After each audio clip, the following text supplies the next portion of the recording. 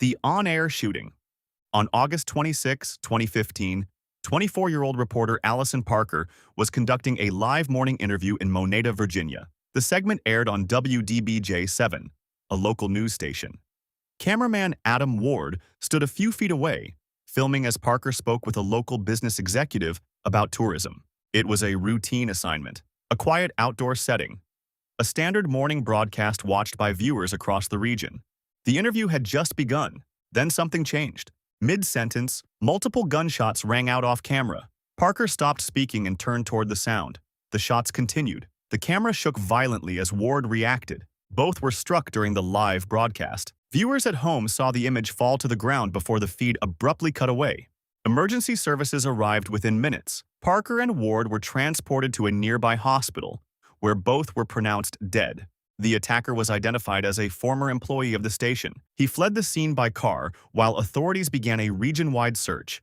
Law enforcement tracked his vehicle on nearby highways. During the pursuit, he shot himself inside the car. He was transported to a hospital where he later died from the self-inflicted injury. The shooting prompted immediate reviews of newsroom security procedures across the United States. Stations began reassessing field assignment protocols, live location risk evaluations, and staff protection measures. It remains one of the most serious acts of violence ever to occur during a routine news broadcast. Live television is designed to document events. That morning, it documented its own tragedy, the AGT Extreme Collision. On October 14, 2021, Jonathan Goodwin, a 41-year-old professional stunt performer, was rehearsing for America's Got Talent Extreme, a spin-off series built around high-risk acts. The stunt required Goodwin to escape from a straitjacket while suspended upside down approximately 30 feet above the ground. On either side of him, two full-sized cars were rigged to swing toward each other on cables, timed to collide moments after he dropped onto an airbag below. Goodwin had built a career on controlled danger. He had performed underwater escapes, high falls, and fire-based stunts. The sequence was carefully planned, with a narrow window for release. If executed precisely, he would fall clear seconds before impact.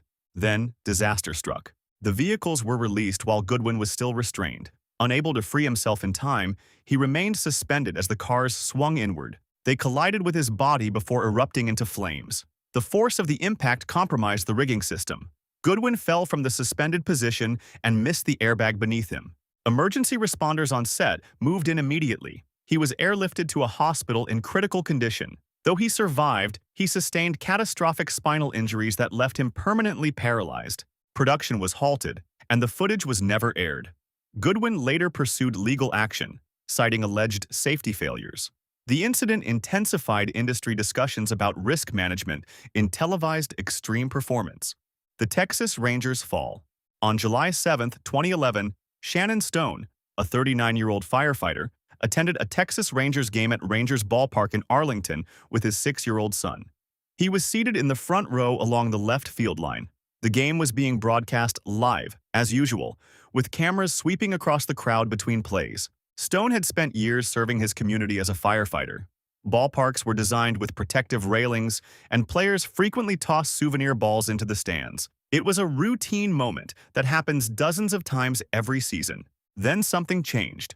During the second inning, outfielder Josh Hamilton flipped a foul ball toward the crowd. Stone leaned forward over the low railing and caught it cleanly. As he reached out, his upper body shifted beyond his center of balance. The railing stood only a few feet high. His momentum carried him forward. He tipped over and fell approximately 20 feet onto the concrete area below. Emergency personnel responded immediately. Stone was conscious at first and reportedly asked that the ball be given to his son. He was transported to a nearby hospital, where he later died from injuries sustained in the fall. In the aftermath, the Texas Rangers raised the height of the railings throughout the stadium. The incident prompted discussions across Major League Baseball about spectator safety. What began as a routine gesture between player and fan led to permanent changes inside professional ballparks. The Daytona crash. On February 18, 2001, Dale Earnhardt, a 49-year-old NASCAR driver and 7-time champion, competed in the Daytona 500 at Daytona International Speedway in Florida. The race, one of the most prestigious events in stock car racing, was being broadcast live to millions of viewers worldwide. Earnhardt was one of the most experienced drivers on the track. Known for his aggressive yet calculated driving style, he had raced at high speeds for decades. The vehicles were built with reinforced frames, roll cages, and safety harnesses standard for the era. However, head and neck restraint systems, such as the hands device, were not yet mandatory in NASCAR competition. Then, disaster struck. On the final lap, while traveling at more than 160 miles per hour, Earnhardt's car made slight contact with another vehicle. The car turned sharply and collided head-on with the outside concrete wall. Compared to other high-speed crashes seen in the sport, the impact did not appear unusually severe. Inside the cockpit, however, the rapid deceleration caused a fatal basilar skull fracture. Earnhardt was transported to Halifax Medical Center, where he was pronounced dead. In the months that followed, NASCAR mandated the hands, head, and neck restraint device and accelerated the installation of energy-absorbing safer barriers at major tracks. His death marked a turning point in racing safety regulations. The high-wire performer. On March 22, 1978, Carl Wallenda, a 73-year-old circus performer and founder of the Flying Wallendas, stepped onto a high wire stretched between two towers of the Condado Plaza Hotel in San Juan, Puerto Rico. The walk was being filmed for television and attended by thousands of spectators. Wallenda had spent decades performing high-wire stunts without a safety harness. He had crossed between skyscrapers and stadiums around the world. The walk that afternoon was short compared to others he had completed successfully. Then, disaster struck. Midway across the wire, strong gusts of wind began pushing against him. The cable swayed more than expected. Wallenda paused, adjusting his balance with a long pole. Seconds later, he lost stability. Without a harness, there was no secondary protection. He fell more than 10 stories to the pavement below. Medical personnel reached him quickly, but the injuries were fatal. Investigators later cited wind conditions and cable instability as contributing factors. The accident renewed debates about safety standards in televised stunt performances. Wallenda's death marked the end of an era in traditional high-wire acts and influenced future performers to adopt modern safety equipment during public and televised events. The Wipeout Collapse. In November 2020, Michael Paredes, a 38-year-old father of two from California, competed on the rebooted television obstacle show Wipeout. The series, filmed for broadcast on TBS, featured contestants navigating oversized inflatable obstacles, rotating platforms, and water-based challenges designed to test balance and endurance. The tone of the program was lighthearted. While the falls looked dramatic, the environment was engineered with foam padding and deep pools to reduce impact risk. Paredes had successfully completed the course as designed. Like all contestants, he had undergone pre-show medical evaluations and signed off on participation requirements. The obstacles were inspected regularly, and medical personnel were stationed on site during filming. Nothing during his run suggested immediate danger. He climbed out of the water under his own power. Then something changed. Shortly after finishing, Paredes appeared visibly fatigued. Within moments, he collapsed. Crew members and medical staff rushed to his side. CPR was administered immediately.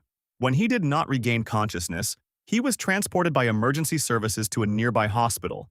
He later died after suffering cardiac arrest.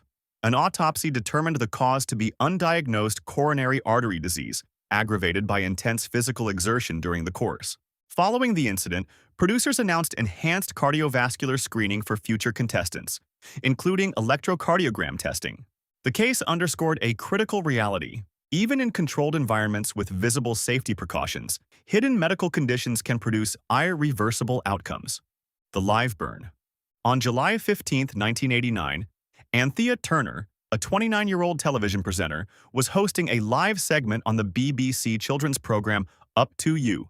The Saturday morning show was designed to be energetic and interactive, featuring games, music, and occasional outdoor stunts. That day's broadcast included a planned motorcycle demonstration involving a professional rider and a sequence of timed pyrotechnic flash effects arranged along the track. The stunt had been rehearsed in advance. Turner's role was limited to introducing the segment from what had been designated a safe position near the course. The rider was scheduled to accelerate forward while controlled explosions ignited in a carefully timed pattern behind him, creating a dramatic visual wall of fire for the cameras. Then something changed. A breakdown in communication occurred between production staff, coordinating the timing of the motorcycle and the pyrotechnics. The rider moved forward just as the flash pots detonated. The resulting blast erupted directly beside Turner. A sudden burst of flame and heat knocked her off her feet and onto the ground.